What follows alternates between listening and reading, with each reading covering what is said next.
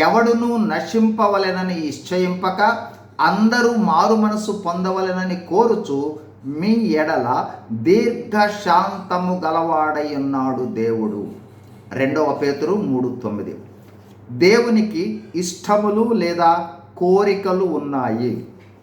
దేవుని ఇష్టము, కోరికలు దేవుని చిత్తమును తెలియచేస్తాయి. 2 పేతురు 3:9. కొందరు ఆలస్యమని ఎంచుకున్నట్లు ప్రభు తన వాగ్దానములను గూర్చి ఆలస్యము చేయువాడు కాడు గాని ఎవడును నశింపవలెనని ఇశ్చయింపక అందరూ మారు మనసు పొందవలెనని కోరుచు మీ ఎడల దీర్ఘశాంతము గలవాడై ఉన్నాడు. అంటే అందరూ మారు మనసు పొందుట దేవుని చిత్తము. మారు మనసు ద్వారానే రక్షణ. అపోస్తల కార్యములు 2:38. ఈ వాక్యాన్ని గమనించండి. 1 తిమోతి 2:4. ఆయన అనగా దేవుడు మనుషులందరూ రక్షణ పొంది సత్యమును గూర్చిన అనుభవ జ్ఞానము గలవారై ఉండవలనని ఇశ్చయించుచున్నాడు.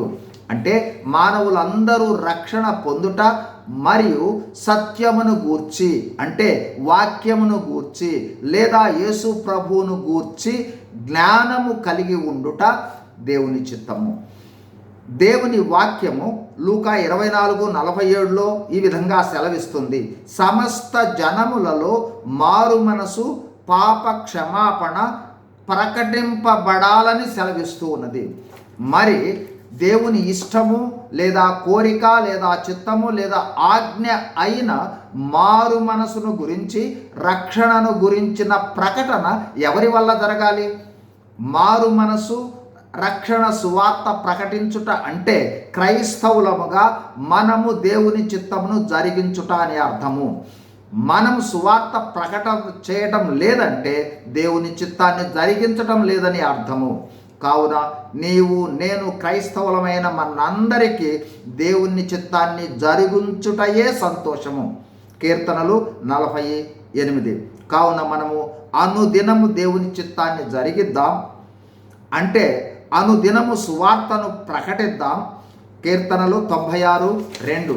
కావున మనందరము సువార్తను ప్రకటిద్దాం, మానవులందరి రక్షణ కోసం ప్రయాసపడదాం, దేవుని చిత్తాన్ని జరిగిద్దాం, దేవుని చిత్తములో ఉందాం. God is in you, God is with you. God bless you. Thank you.